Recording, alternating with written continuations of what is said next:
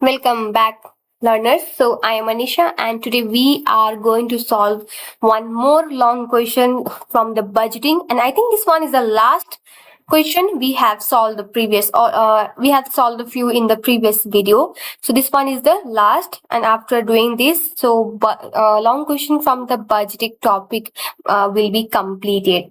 So again, we are going to solve this question, and this is from the Kaplan exam kit. Question number is 465. So if you are struggling with to solve a long question from the budgeting, don't worry. I will guide you step by step so that you will understand how to solve each questions. Okay, so let's read the background. A company is considering an investment in the new machinery. The incremental annual profit losses relating to the investment are estimated to be okay. So they have provided the 5-year figure along with the cash inflows. In first year, we are going to suffer the loss of 11,000, and then second years onward, we are going to receive positive cash inflow.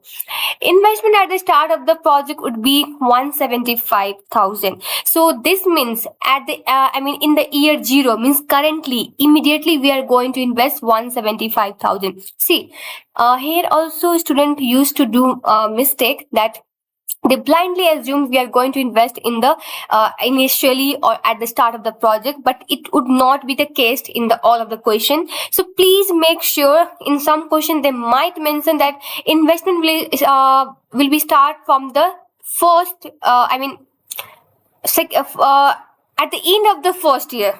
Okay, it could mention like this. So please make sure to check whether when the investment is going to be started. So in our case, it's going to be start immediately at the start of the project, and the amount is 175,000. The investment sum assuming a nil disposal value after 5 years. So at the end of the 5 years, we are not going to receive any scrap value, so value will be 0 and would be written off using the straight line method. Okay, so there is going to be depreciations. The depreciation has been included in the profit estimated above, which should be assumed to arise at the each year end. So depreciation is non-cash flow item, and while calculating, doing the calculation for the investment appraisal kind of question, we used to, remove all non-cash item. So that means in all of these 5-year depreciation has been included. So we need to omit depreciations first while doing the further calculations. Okay, so let's move to the first requirement. What is the total cash flow to be included in the investment appraisal to the nearest dollar? Okay, so be careful with this kind of requirement where they used to provide the blank space and the why so, because the format the examiner is looking for the answer is very important. Please make sure to check in which format the examiner is looking for the answer. So if you don't answer as per the format required by the examiner, in that case you will lose the marks. So please make sure. I know in the exam pressure this kind of things, it's very simple, but yes, this kind of things are usually missed out due to the exam pressure that I'm going over the screen. But yes, please make sure to check the format in which the examiner is looking for the answer. So let's solve this question. Okay, so question number is 465, and we are going to solve requirement 1.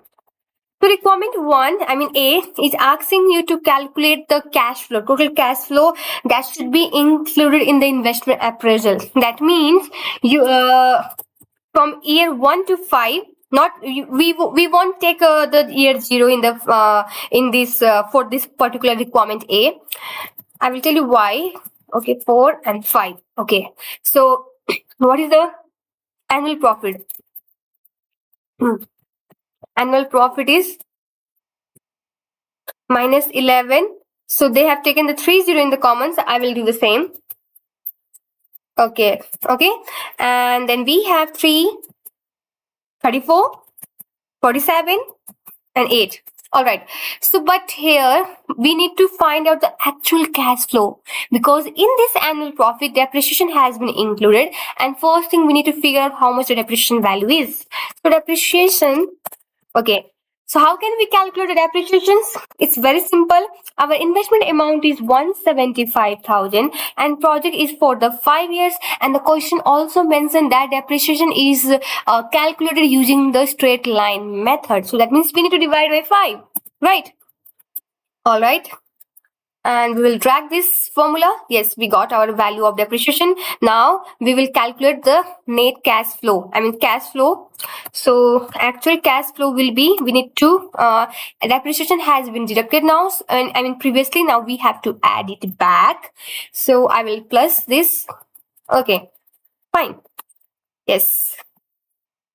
Just a second, we have taken the 30 common. So again, here we did the mistake. Yeah, this kind of mistake can also be performed in the exam pressures. So please make sure to not repeat this kind of mistake.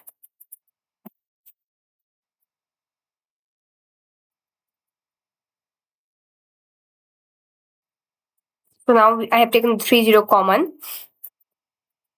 Yes, now it's perfect. So now let's do this total. Total cash flow, and it will be sum of this.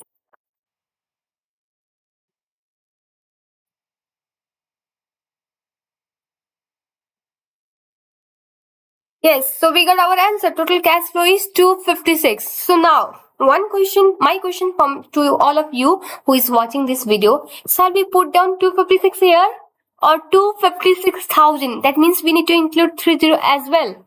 Please make a comment in the comment box.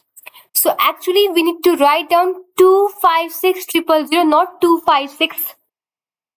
256,000. Yes, we need to put this value in this blank box, and if you keep 256, then you won't get the credit. So be careful with this kind of mistake as well, because the question have taken the 30 in the common, and we also perform all sort of calculation by taking the 30 in the common. And in the hurry up in the exam preparation, we again do this mistake that we will keep 256 in this blank box, but that should not be the case. Otherwise you will lose your 2 marks, which is very, very, very important to clear this paper, right?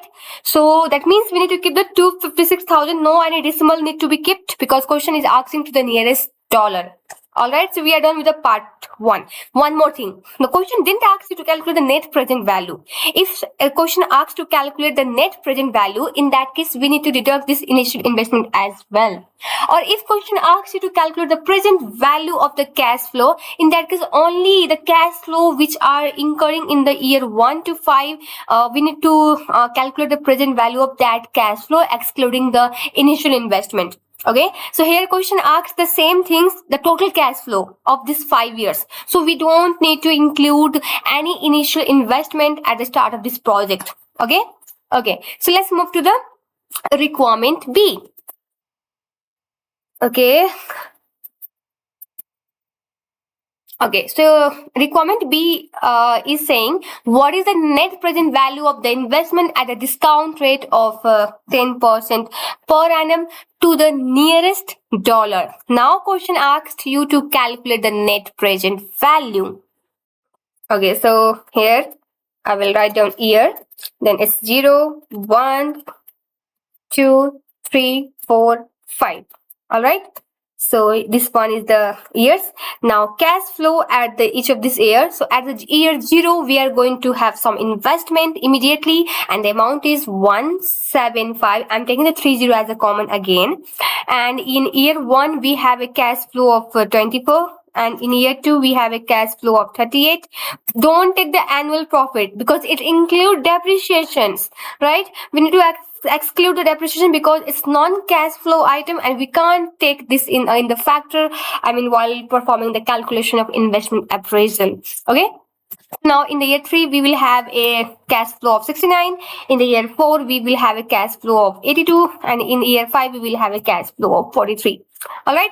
So these are the cash flow. Now we have to calculate the present value of this cash flow, and for that we need a discount factor. And for discount, in order to calculate the discount factor, I mean, we first know the what should be the cost of capital or the discount rate. So question already mentioned that the discount rate is 10%. So at the rate 10%. Okay. So now you can take the value directly from the your Excel sheet, which will be provided in the exam. Let me show you. Yes, this one. So this one is the annuity table. If the cash flow is same, then we will check the annuity table. But here cash flow is not the same. So we will move toward the present value table and we will look for the 10%. Yeah, here it is. And this 5-year value, we will simply copy paste it here. 0.909 and 0.826. Other is 0.751 and other is 0.683 and the last one is 0.621. Sorry, at the year 0 it will be 1.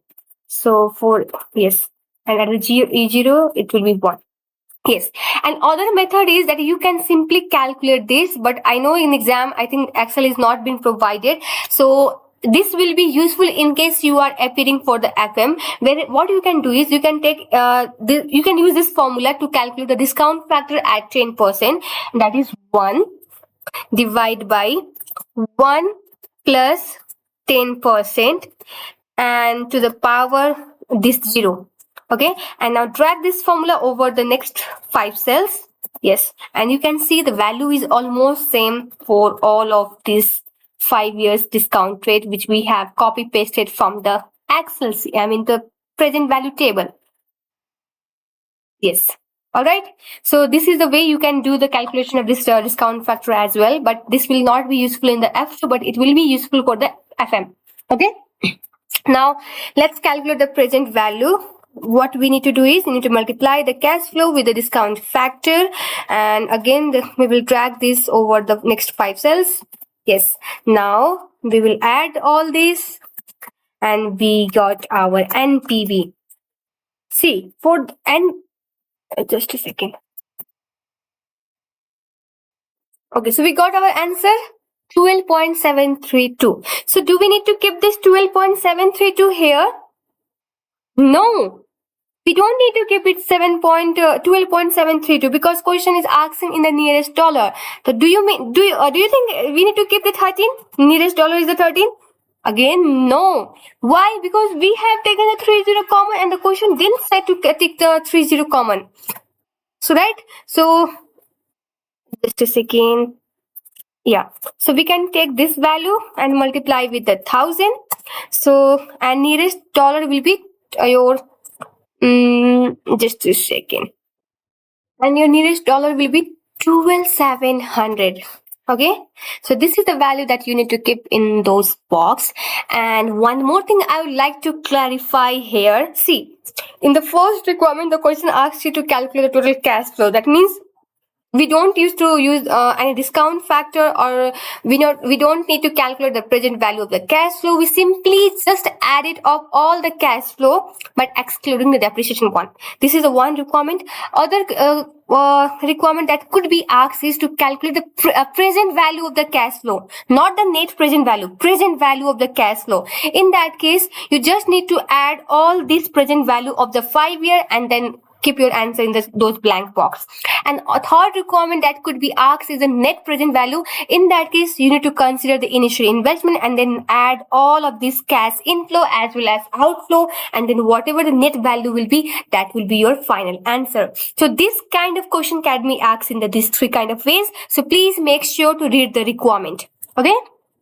So now next is, if the IRR of the investment is 15% and company is required return is 10%, what would be decision regarding the investment based on the IRR? Invest or do not invest? See, first thing what we need to consider here is whether our cost of capital is greater than IRR or less than IRR. If it is greater than IRR, in that case our NPV will be negative, so we will obviously do not invest. But if it is below the IRR, because at the IRR our NPV will be 0, and below the if we are having a discount rate or the cost of capital below the IRR, So in that case, our NPV will be positive. And yes, our NPV is positive. So that means we will invest, right? Okay.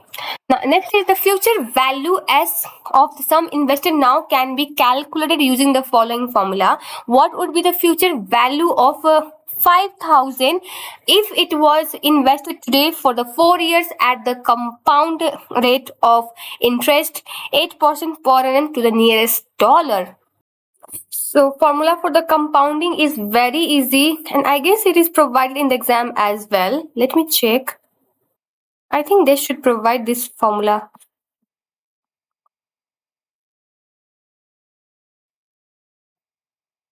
No, they don't have provided. All right. So how you can calculate the compounding interest formula? So what you can do is you can simply take the 5,000, okay, and then multiply 1 plus 8% to the power, because they are going to invest for the 4 years and today, right? So they are going to invest it immediately. So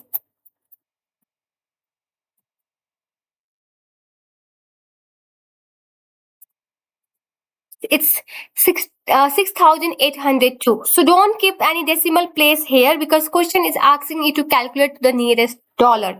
All right. So don't keep any decimal place here. Okay. Okay, so last question. What is the effective annual rate of interest of 2.1% compounded every 3 months? Okay, so question asks you to calculate effective annual rate of interest. Our effective rate formula is effective rate formula is your 1 uh, just a second. Okay, 1 plus r to the power n, okay, then minus 1, okay, and then into 100. Okay, so here we'll start the bracket.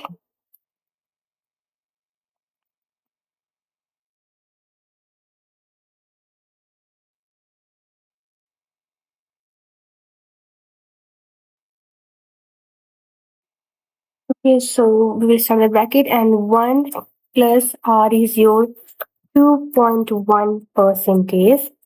Power will be the 4.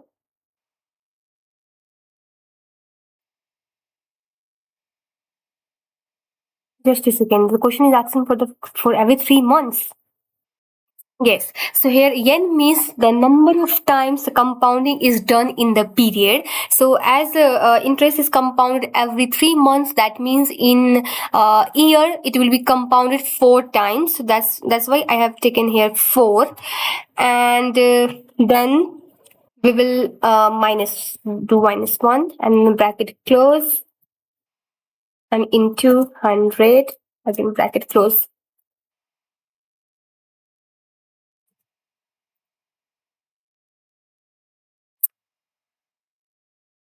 So the option similar to this one is C. Okay, so I hope you have understood how to calculate this effective annual rate of interest.